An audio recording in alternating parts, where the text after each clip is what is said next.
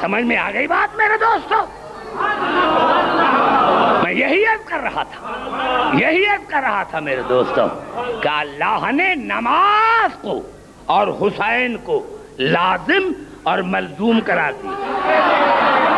جہاں حسین ہوگا وہاں نماز ہوگی، اور نماز وہاں ہوگی جہاں حسین.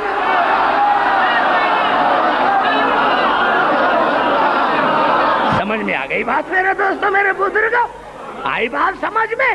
پتا چلا کہ ان کی محبت کا نام فضل ہے. ان کی محبت کا نام فضل ہے. قریب لے کر گھبرائیں میرے پڑھے لکھی محترم سامعین. اب آئیے، میں نے کیا تھا کہ فضل نام ہے نیکی کی زیادتی کا، اور اس کا مرکز ہے فاطمہ. اس کا مرکز ہے فاطمہ. اس کا مرکز ہے فاطمہ. اس کا مرکز.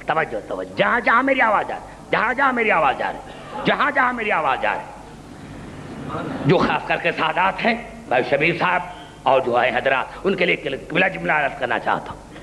میں بڑا جملہ میرے دوستو. اب ایک آیت مجھے نظر آئی جس کے لیے ہمارے جتنے فرقے ہیں انہوں نے متفق ہو کر لکھا کہ یہ جب حضور اکرم کا بیٹا جناب ابراہیم انتقال کر گیا، جب جناب رسول کا بیٹا جناب ابراہیم انتقال کر گیا تو جو مشرکین تھے وہ خوش ہونے لگے. اب رسول کی اولاد ہی نہیں رہی. اب اس مشن کو بڑھائے گا کون؟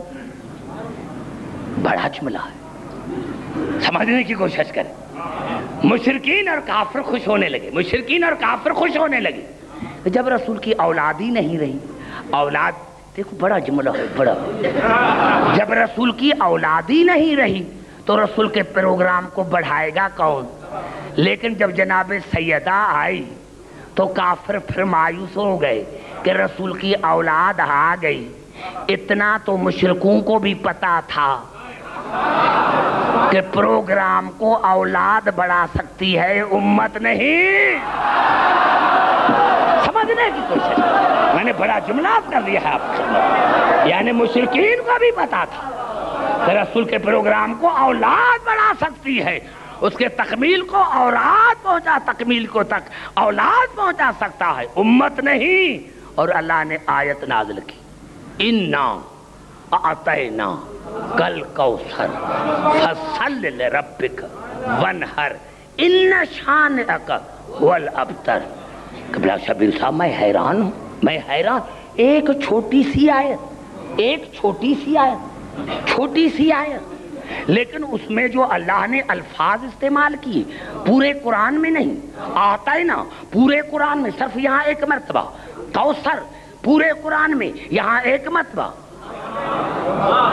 فصل لربک ونہر پورے قرآن میں ونہر ایک مرتبہ. پورے قرآن میں شانک ایک مرتبہ. پورے قرآن میں ابتر ایک مرتبہ. یا اللہ یہ کیا ہے اتنی سی چھوٹی سورت؟ جب پورے قرآن میں الفاظوں کی ریپیٹیشن ہے تو ایک چھوٹی سی سورت، اس میں آپ نے چھوٹی سورت میں جو الفاظ استعمال کیے پھر کہیں نہیں کیے. آتینا یہاں، کوثر یہاں، ونہر یہاں، شانک یہاں، ابتر یہاں. یا اللہ اور جگہوں پر استعمال کیوں نہیں کیا؟ آواز آئے گی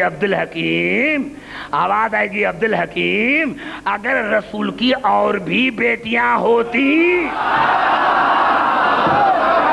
جب بیٹی ایک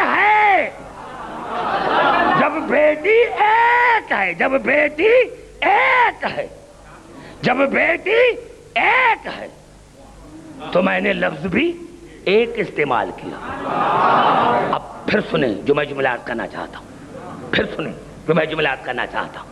بیٹی ایک ہے، پتا چلا فضل ایک ہے. اگر اور بھی بیٹیاں ہوتی، بھائی ہزارہ حدیثیں ہیں رسول کے شان میں، جناب سیدہ کے شان میں، کہ بی بی آتی تھی، رسول آگے استقبال کے لیے جاتا تھا. کسی اور کے لیے بھی ہے، کیوں؟ رسول ہے، رسول کو عادل ہونا چاہیے. رسول کو عادل ہونا چاہیے. ایک سے کیوں؟ اور میرے دوستوں میرے بزرگوں جہاں یہ میرے الفاظ ہیں، کیا سبب تھا کہ اللہ نے اور رسول کو ایک بیٹی عطا کی؟ میں نے کیا بیٹی ہے فضل، بیٹی ہے فضل، جنت کا تعلق ہے فضل سے۔ اگر رسول کی اور بھی بیٹیاں ہوتی تو مسلمان کہتے اس بیٹی سے جنت آپ لیں، ان سے ہم لیتے ہیں۔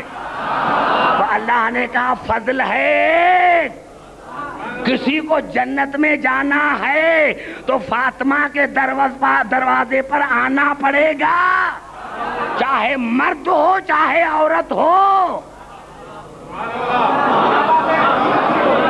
اور کیوں قبلہ یہ ہمارے میرے الفاظ ہیں، کیوں اللہ نے رسول کو ایک بیٹی عطا کی؟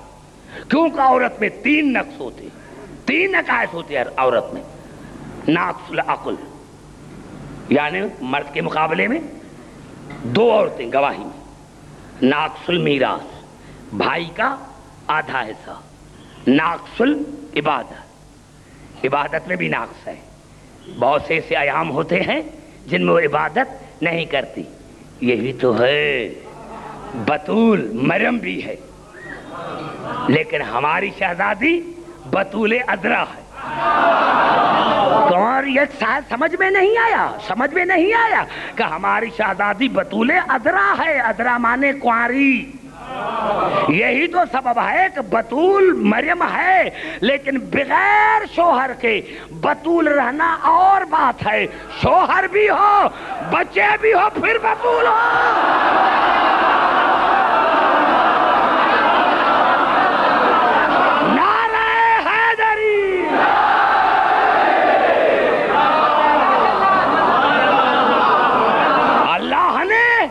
رسول کو بطول بنا کر جو عیب تھا ناقص العبادہ کا وہ ختم کر دیا۔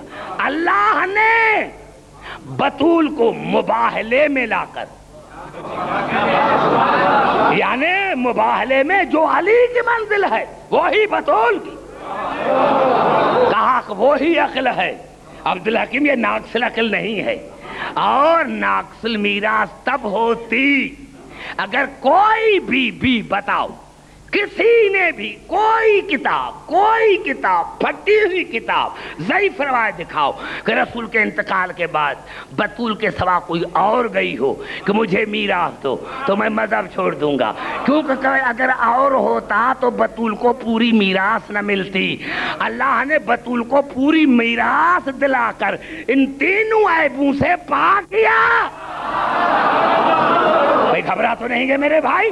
3 عیبوں سے پاک کیا، 3 عیبوں سے پاک کیا۔ جنت کا تاج فضل پر ہے، فضل پر ہے۔ آئیے قبلہ معاف کرے میرے دوستوں میرے کیوں یہ شیطان نے اتنی بڑی عبادت کی؟ یہ جہنمی کیوں بن گیا؟ کیا قصور تھا؟ قصور کیا تھا؟ آدم کو سجدہ نہیں کیا تھا، تو پھر اللہ جو ایک سجدہ معاف نہیں کر سکتا؟ ہم گریبان میں جھانک کر دیکھیں،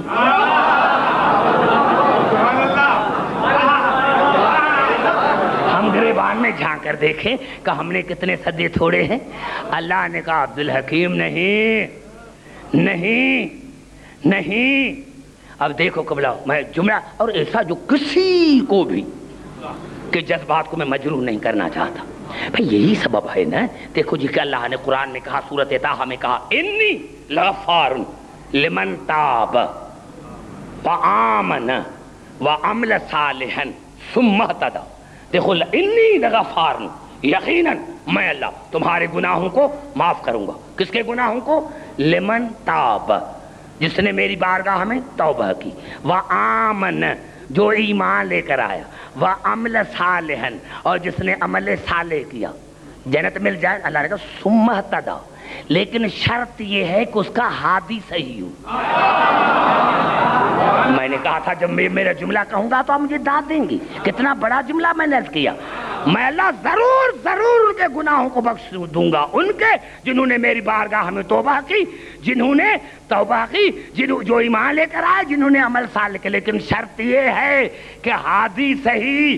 پتا چلا اگر ہادی صحیح ہے تو نماز بھی صحیح ہے، ہادی غلط نمازیں غلط، ہادی غلط روزے غلط، ایمان غلط، توبہ غلط. ارے شیطان نے ایک بڑا قصور کیا تھا، اللہ کو مانتا تھا، کل بھی مان رہا تھا، آج بھی مان رہا ہے، قیامت پر کل بھی یقین تھا، آج بھی یقین ہے.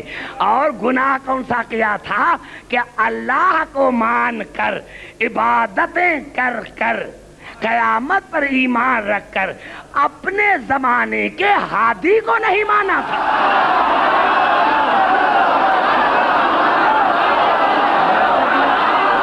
کتنا بڑا جملہ میں نے کہا، پھر بھی سمجھ میں نہیں ہے. اپنے زمانے کے ہادی کو نہیں مانا تھا، اپنے زمانے کے ہادی کو نہیں مانا تھا. اپنے بڑا جملہ ہے، بڑا جملہ ہے. اپنے زمانے کے، اپنے زمانے کے ہادی کو نہیں مانا تھا. میں نے کیا پروردگار بخش دو، بخش دو، کیا ہے بخش دو، بخش دو. آواز آئے گی عبدالحکیم. اگر میرا گناہ کرتا، میری غلط، تو میں اس کو بخش دیتا. یہ ہے اپنے امام، اپنے زمانے کے ہادی کا منکر. اگر آج میں اس کو معاف کروں،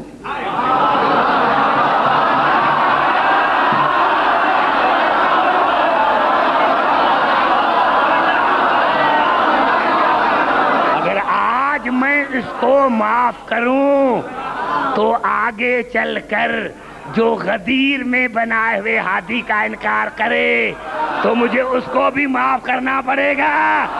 آج میں نے فیصلہ کر دیا کہ کوئی شیطان جتنی عبادت کرے اگر علی کو نہیں مانے گا نہیں بخشوں گا.